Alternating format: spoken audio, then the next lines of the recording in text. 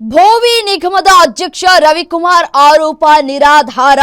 Guarantee ನ್ಯೂಸ್ಗೆ ಭೋವಿ ನಿಗಮದ MD ಪ್ರತಿಕ್ರಿಯೆಯನ್ನು ಕೊಟ್ಟಿದ್ದಾರೆ. ನಿಗಮದಲ್ಲಿ ಎಲ್ಲವೂ ಆನ್ಲೈನ್ ನಲ್ಲೇ ನಡೆಯುತ್ತೆ, ನಾವು ಕಮಿಷನ್ ತೆಗೆದುಕೊಳ್ತೀವಿ ಅನ್ನೋ ಮಾತೇ ಬರೋದಿಲ್ಲ. ಭೋವಿ ನಿಗಮದ ಅಧ್ಯಕ್ಷ ರವಿಕುಮಾರ್ ಏನ್ ಆರೋಪ ಮಾಡಿದ್ರಲ್ಲ ಅದೆಲ್ಲವೂ ಕೂಡ ಸತ್ಯಕ್ಕೆ ದೂರವಾದದ್ದು ಅಂತ ಹೇಳಿ ಗ್ಯಾರಂಟಿ ನ್ಯೂಸ್ಗೆ ಭೋವಿ ನಿಗಮದ ಎಂಡಿ ಪ್ರತಿಕ್ರಿಯೆ ಕೊಟ್ಟಿದ್ದಾರೆ. ನಿಗಮದಲ್ಲಿ ಎಲ್ಲವೂ ಆನ್ಲೈನ್ ನಲ್ಲೇ ಕೆಲಸಗಳಾಗತ್ತೆ, ನಾವು ಕಮಿಷನ್ ಅನ್ನ ತೆಗೆದುಕೊಳ್ತೀವಿ ಅನ್ನೋ ಮಾತೇ ಬರೋದಿಲ್ಲ. ರವಿಕುಮಾರ್ ಹೇಳಿದಂತೆ ನಾನು ಯಾವುದೇ ಕೆಲಸವನ್ನು ಮಾಡಿಲ್ಲ, ನಾನು ಏನು ಮಾಡಿಲ್ಲ, ಯಾವುದೇ ಫಲಾನುಭವಿ ನನ್ನ ಮೇಲೆ ಆರೋಪ ಮಾಡಿಲ್ಲ, ನಮಗೆ ಲಂಚದ ಬಗ್ಗೆ ಯಾವುದೇ ದೂರು ಬಂದಿಲ್ಲ. ಅಧ್ಯಕ್ಷರ ಆರೋಪಕ್ಕೆ ಅವರೇ ಉತ್ತರವನ್ನ ಕೊಡಬೇಕು. ಕಮಿಷನ್ ಪಡೆಯೋ ಪ್ರಶ್ನೆನೇ ಬರೋದಿಲ್ಲ.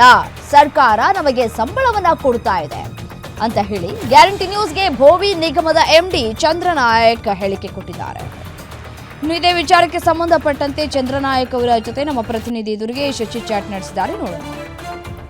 ಆಗಿದೆ ಅನ್ನುವಂಥ ಆರೋಪ ಕೇಳಿ ಬರ್ತಾ ಇದೆ. ಅದರಲ್ಲೂ ಕೂಡ ಭೋವಿ ನಿಗಮದ ಅಧ್ಯಕ್ಷರು ಒಂದು ಗಂಭೀರವಾದ ಆರೋಪವನ್ನು ಮಾಡಿರುವಂಥದ್ದು. ಭೋವಿ ನಿಗಮದ ಮ್ಯಾನೇಜಿಂಗ್ ಡೈರೆಕ್ಟರ್ ನಮ್ಮ ಜೊತೆ ಇದ್ದಾರೆ, ಅವ್ರನ್ನ ಮಾತಾಡ್ತಾ ಹೋಗ್ತೀನಿ. ಚಂದ್ರನಾಯಕ್ ಸರ್ ಇದ್ದಾರೆ.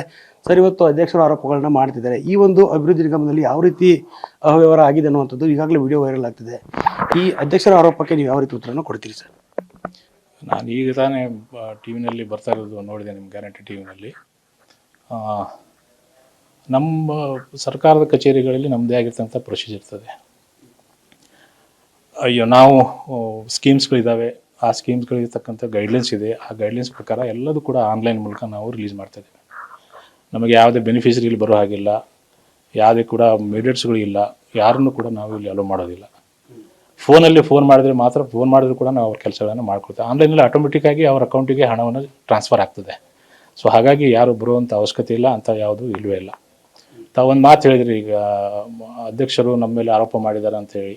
ಅಲ್ಲಿ ಏನಾಗಿದೆ ಅದು ನಮಗೆ ಗೊತ್ತಿಲ್ಲ. ಅವ್ರದ್ದೇ ಒಂದು ಆಫೀಸ್ ಸೆಟಪ್ ಇರ್ತದೆ, ಅಧ್ಯಕ್ಷರು ಇರ್ತಾರೆ, ಅವರಿಗೆ PS ಇರ್ತಾರೆ, PA ಇರ್ತಾರೆ, ಅವ್ರದ್ದೇ ಒಂದು ಸ್ಟಾಫ್ ಇರ್ತದೆ. ನಮ್ದು ಅಡ್ಮಿನಿಸ್ಟ್ರೇಷನ್ ಸೆಕ್ಷನೇ ಬೇರೆ, ಅವ್ರ ಅಡ್ಮಿನಿಸ್ಟ್ರೇಷನ್ ಸೆಕ್ಷನೇ ಬೇರೆ ಇರ್ತದೆ.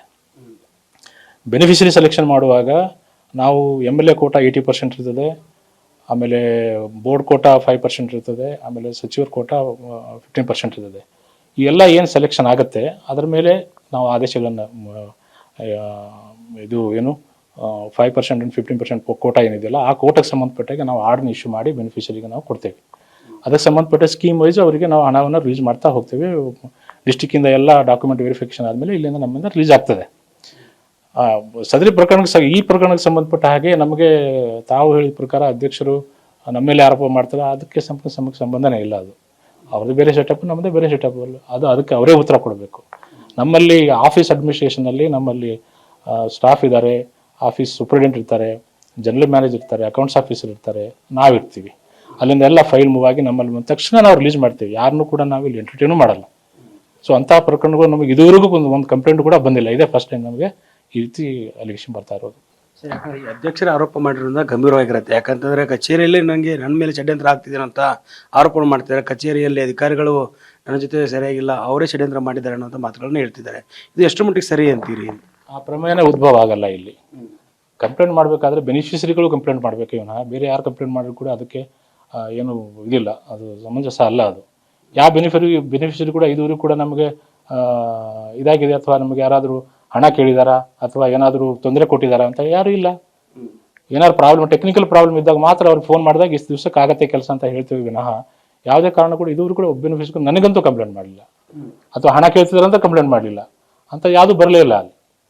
ಸೊ ಹಾಗಾಗಿ ಇದು ನಿರಾಧಾರವಾಗಿರ್ತಕ್ಕಂಥದ್ದು. ಇದಕ್ಕೆ ನಾವು ನೇರವಾಗಿ ಆರೋಪ ಮಾಡ್ತಿರುವಂಥದ್ದು ನಿಮ್ಮ ಮೇಲೆ, MD ಆಗಿರುವ ನಿಮ್ಮ ಮೇಲೆ, ಮ್ಯಾನೇಜರ್ ಮೇಲೆ ಮತ್ತು ವಕೀಲರ ಮೇಲೆ, 3 ಜನರ ಮೇಲೆ ಉದ್ದೇಶಪೂರ್ವಕವಾಗಿ ನನ್ನ ಮೇಲೆ ಷಡ್ಯಂತ್ರ ಮಾಡ್ತಿದ್ದಾರೆ ಅಂತ ಹೇಳ್ತಿದ್ದಾರೆ. ಅದರ ಜೊತೆಗೆ 15%, 6% ಆ ವಿಡಿಯೋದಲ್ಲಿ ಎಲ್ಲವೂ ಇರುವಂಥದ್ದು. 15% is the quota fixed for ಇದಕ್ಕೆ, ಆಮೇಲೆ 5% quota fixed for the board. So ಹಾಗಾಗಿ ದಟ್ ಈಸ್ ಬೆನಿಫಿಷರಿ ಸೆಲೆಕ್ಷನ್ ಇರತಕ್ಕಂಥದ್ದು.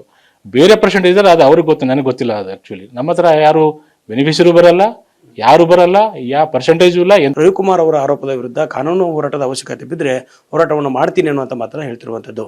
ಕ್ಯಾಮರಾ ಪರ್ಸನ್ ಲಕ್ಷ್ಮೀಕಾಂತ್ ಜೊತೆ ದುರ್ಗೇಶ್ ನಾಯಕ, ಗ್ಯಾರಂಟಿ ನ್ಯೂಸ್, ಬೆಂಗಳೂರು.